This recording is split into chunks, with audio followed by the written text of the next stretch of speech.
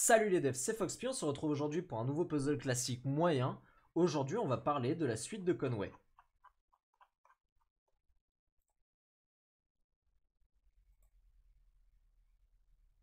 L'énoncé est le suivant. On va nous donner un nombre de départ qui sera stocké dans la variable R ici.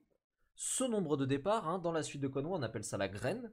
Et donc à partir de cette graine, il va falloir donner la L-ième ligne. Alors la L-ième ligne, en fait, on va la connaître si on respecte les propriétés d'évolution de cette suite. Donc on va les voir tout de suite. Alors, c'est un peu difficile à expliquer à l'oral, il faut juste un petit temps d'adaptation pour bien comprendre comment évolue cette suite. Mais là, le nombre de départ, donc R, il est égal à 1. Donc, sur la première ligne, on a un seul 1. Donc, la deuxième ligne, ça sera 1, 1. Parce qu'à la ligne d'avant, on a un seul 1. Ensuite, à la ligne suivante, c'est 2, 1. Pourquoi? Eh bien, parce qu'à la ligne précédente, on avait 2 fois le chiffre 1. À la quatrième ligne, c'est 1, 2, 1, 1. Alors pourquoi 1, 2, 1, 1? Eh bien parce qu'à la ligne précédente, on avait une fois le chiffre 2, donc 1, 2, et on avait une seule fois le chiffre 1, donc 1, 1. L'idée derrière cet exercice, du coup, c'est de donner la L-ième ligne. On va le voir ici dans les exemples de sortie. Mais par exemple ici, R est égal à 1 et on s'intéresse à la sixième ligne, eh bien la sixième ligne, ça sera 3, 1, 2, 2, 1, 1. Donc voilà, maintenant que l'on sait ça, on peut commencer à coder. Tout d'abord, je vais procéder à quelques modifications dans les variables qui nous sont données. Donc le R, moi, je vais l'utiliser, mais comme une liste. Donc je descends l'input à la ligne du dessous, et ici, je mets que R sera une liste. Vous comprendrez pourquoi tout à l'heure. Et enfin, R, je vais lui ajouter justement le nombre qui nous est donné. Mais ce que vous constatez, c'est que je supprimais le cast en int, je veux le récupérer dans une chaîne de caractères. Et enfin ici, le L ne change pas, je garde le cast en int de l'input. Donc je vais supprimer ce commentaire ici puisqu'il ne m'intéresse pas. Et enfin, je vais instancier une première boucle for i in range L-1. Alors, pourquoi L-1? Cette boucle-là, en fait, va nous permettre à chaque fois de déterminer la ième ligne. Donc on va prendre la ligne précédente, on va l'analyser, on va déterminer la ième ligne, on va stocker la ième ligne, puis on va passer au tour de boucle suivant, et du coup on va étudier la ligne d'avant, et on va déterminer la nouvelle ligne, etc. etc. Pourquoi L-1? Eh bien, reprenons l'exemple de l'énoncé, on nous donne le chiffre 1 au tout départ, et on veut atteindre la sixième ligne. On sait que l'indice de la première ligne c'est 1, donc au final on aura 5 calculs à faire, 5 lignes à déterminer jusqu'à arriver à la sixième, à savoir la deuxième ligne, la troisième ligne, la quatrième ligne, la cinquième ligne et la sixième ligne, ce qui fait 5 lignes à déterminer, puisqu'effectivement, on a déjà la première ligne et que celle-ci commence à l'indice 1. Donc notre boucle, elle va aller de 0 au chiffre 5, si je reprends l'exemple ici, si L égale à 6, donc 6 moins 1, 5, et du coup, comme le 5 est exclu, on fera I vaudra 0, 1, 2, 3, 4, donc on fera 5 tours de boucle. Au début de cette boucle, je vais instancier deux variables, un j qui est égal à 0 et un r temporaire qui sera une liste. Vous allez comprendre pourquoi. Je vais poser un petit commentaire ici. Donc c'est pour la création de cette boucle while dans laquelle on ne rentrera que quand j est inférieur à la longueur de r. Alors je vais instancier deux autres variables, find occurrence égale true et k égale 1. Et on va parler un petit peu de ces variables avant de continuer et pourquoi cette nouvelle boucle. La première boucle permet de déterminer la ième ligne. Et dans cette boucle-là, en fait, on va parcourir notre liste R. Et notre liste R, c'est quoi? Eh bien, ça sera tout simplement la séquence à la ième ligne. Donc là, comme au tout début, R est une liste et que je lui ajoute seulement le premier nombre, la graine, eh bien, R aura une longueur de 1 ici et contiendra qu'un seul nombre. Donc ça sera le nombre 1.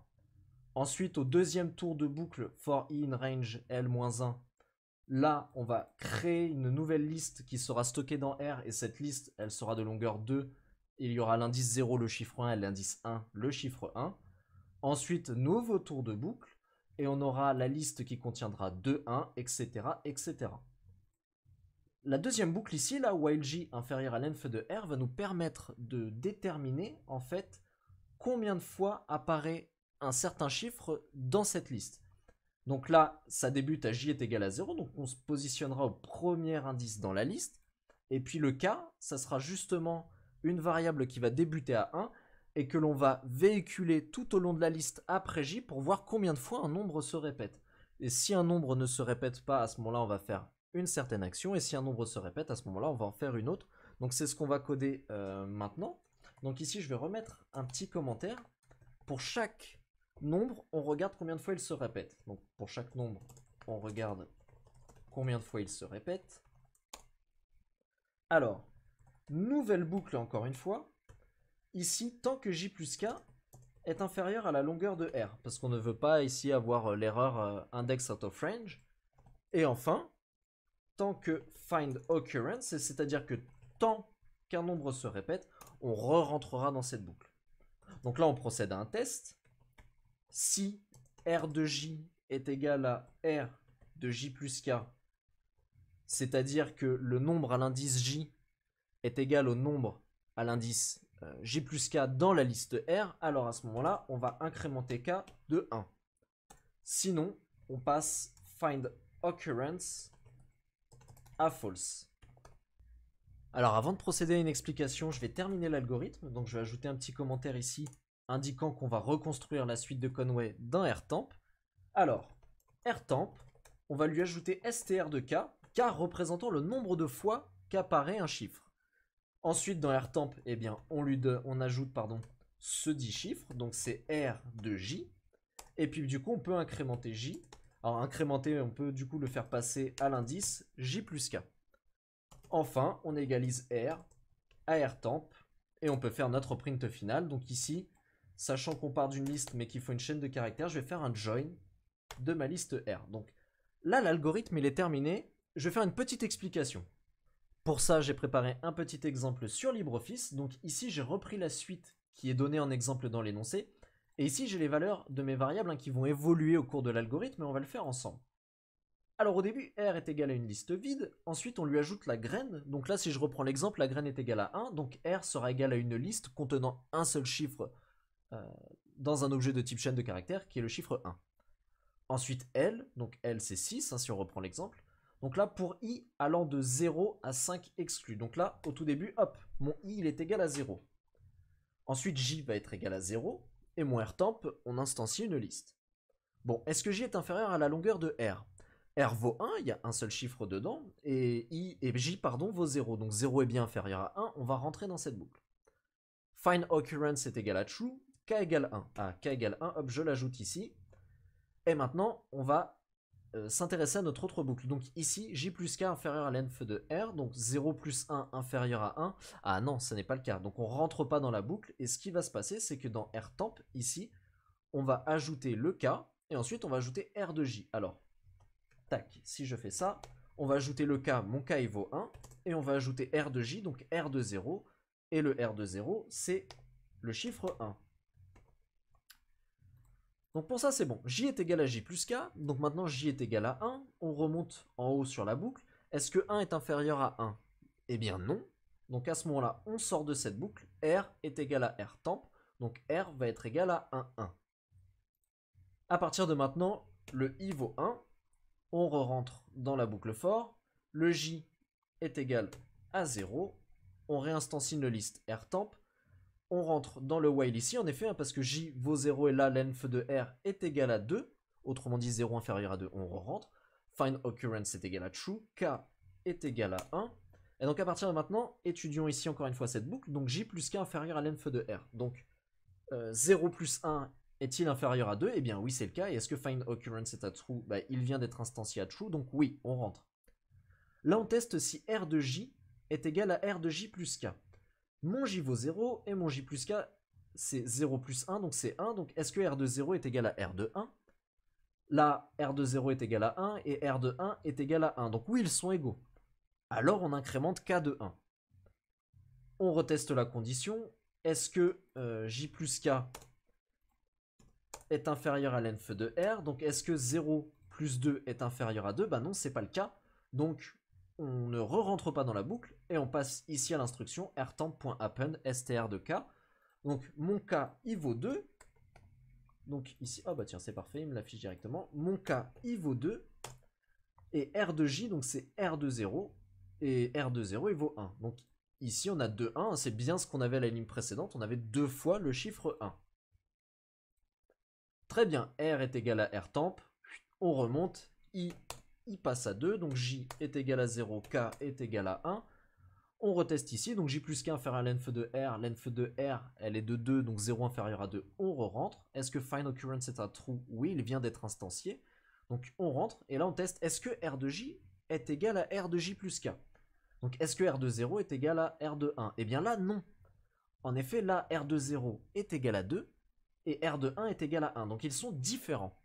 Donc on fait passer find occurrence à false, et là on va remonter ici dans la boucle. Donc est-ce que J plus K inférieur à length de R est validé? Oui, parce que K n'a pas changé, donc ça fait toujours que c'est inférieur à 2. Et par contre, find occurrence ici est passé à false, donc à ce moment-là on va passer à R temp de str de K, pardon, et R temp de R de J. Donc ici on va se retrouver avec un 1, et enfin, R de J, donc R de 0, et R de 0, hein, c'est le R de la liste précédente, hein, donc c'était notre 2, donc là ici on se retrouve avec un 2. J est égal à J plus K, donc K était égal à 1, donc ici on a I qui est égal à 2, J qui est égal à 1, et puis on est remonté, donc K, il est réinstancié à 1, on est re-rentré dans cette boucle ici, parce que J vaut 1 et length de R vaut 2, donc c'est toujours inférieur, donc la condition est validée, on re-rentre. Donc je le redis, un K est égal à 1, find occurrence repasse à true, et puis là ici on fait un petit test, donc J plus K inférieur à length de R, donc le J vaut 1, le K vaut 1, donc ça fait 2, et length de R vaut 2, c'est celui-ci. Donc est-ce que 2 est inférieur à 2? Eh bien non, on ne re-rentre pas dans ce while, et donc à ce moment-là, R temp, on lui ajoute le K il est égal à 1, alors ici en fait c'est cette liste-là qu'on va agrandir, donc le K il est égal à 1, et R de J, donc R de 1, et là R de 1, il était égal à 1. C'est cette liste-là. Hein. Et donc, hop, on se retrouve avec un 2, 1, 1. Et ça va faire ça pour chaque ligne. Je continue pas plus parce que ça peut être un petit peu de rébarbatif de le faire comme ça. Hein. Si jamais vous n'avez pas tout à fait compris, reprenez-le lentement, peut-être faites les lignes suivantes, mais c'est comme ça que fonctionne cet algorithme. Dernier petit commentaire, du coup, c'est que R, c'est une liste qui va contenir notre ligne. Autrement dit, là dans le cadre de l'exemple, c'est une liste qui va contenir 6 éléments, donc à l'indice 0 le 3, à l'indice 1 le 1, à l'indice 2 le 2, etc.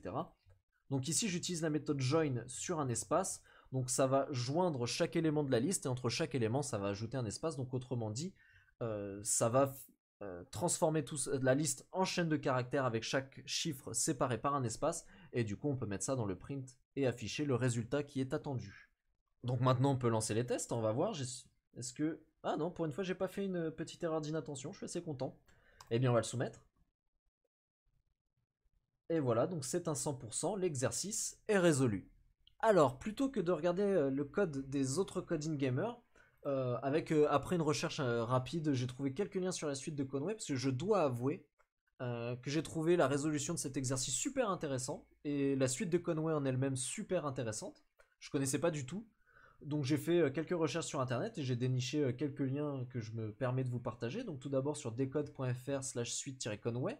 Donc ici on a plein d'informations sur la suite de Conway, des anecdotes, des propriétés. Par exemple la suite peut-elle contenir le nombre 333?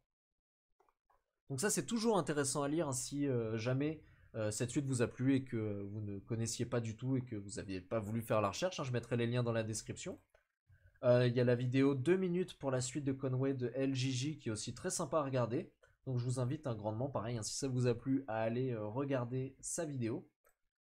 J'ai trouvé un site également, donc villemain.gerard.free.fr où il y a plein d'informations sur la suite de Conway, comment lire la suite, comment elle évolue, etc. avec des illustrations, des propriétés. Donc toujours pareil, hein, c'est très intéressant à regarder. Et enfin, alors ça c'est mon petit coup de cœur, c'est une chaîne YouTube que j'adore et ça me fait plaisir de pouvoir en parler dans un épisode, c'est Numberphile, et il y a un épisode sur la suite de Conway avec John Conway lui-même. Donc si vous êtes anglophone hein, et que l'anglais ne vous dérange pas et que la suite de Conway vous a plu, vous pouvez regarder cet épisode, hein, c'est super intéressant. Donc voilà. Merci à toutes et à tous d'avoir suivi ce 3e épisode des puzzles classiques moyens de Coding Game. Si cet épisode vous a plu, vous pouvez le liker. S'il ne vous a pas plu, vous pouvez le disliker. Enfin, vous pouvez le partager et le commenter si vous avez des retours à me faire. Dans le prochain épisode, nous verrons There is no spoon. Mais d'ici là, soyez malins comme un renard.